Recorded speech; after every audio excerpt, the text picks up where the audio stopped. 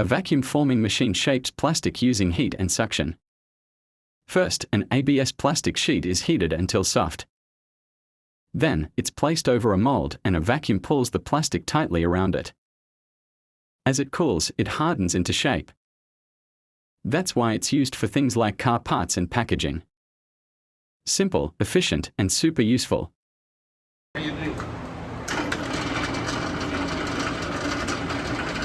Okay. This one not critical, it's okay, but this one must. You go one side, that's it, break.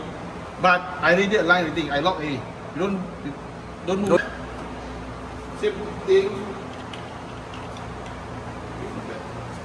See, on. Same thing also, slowly.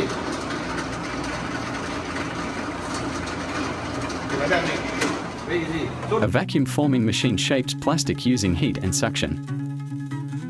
Why use a mold? It gives the plastic its final form with precision.